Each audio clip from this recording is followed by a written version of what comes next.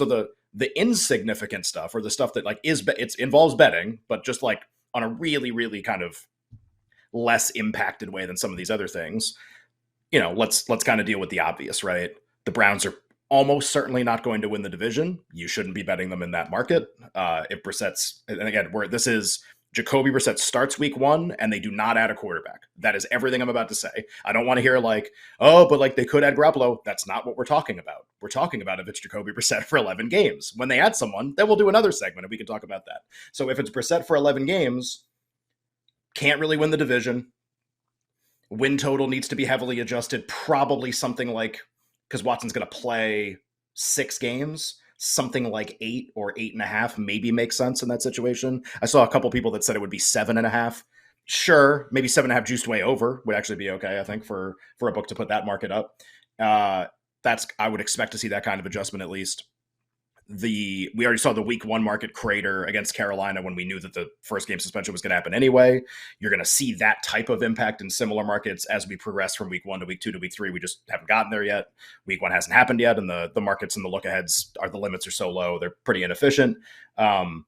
Awards, Kevin Stefanski, I think had a 0% chance of winning Coach of the Year anyway. Now it's really, really likely to be 0. And somebody will say, well, hey, wait a minute.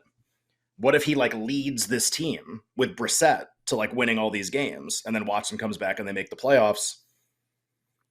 I think just like the cloud of Watson being on this team for the last 6 weeks, and the fact that Stefanski's already won the award just a couple of years ago, still makes it incredibly unlikely. Like even if you do thread that needle, and I mean, what a needle to have to thread, Brissett to win a bunch of games, and then Watson to come back, fit seamlessly, and then win even more games.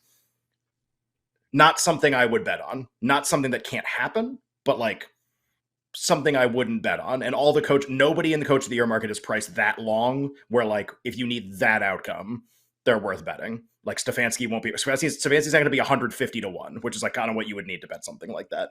And be like, well, the narrative will pick up. Be like, the narrative about Deshaun Watson coming back that's going to hang over everything else that's happening with the team. That narrative, just tough to imagine. Doesn't mean it can't happen. Just like, that's a case I'm sure someone will make for Coach of the Year, and I would actually make the opposite case. I think it's actually really unlikely that he can win. Individual awards, obviously the Browns really aren't going to put forth an MVP candidate.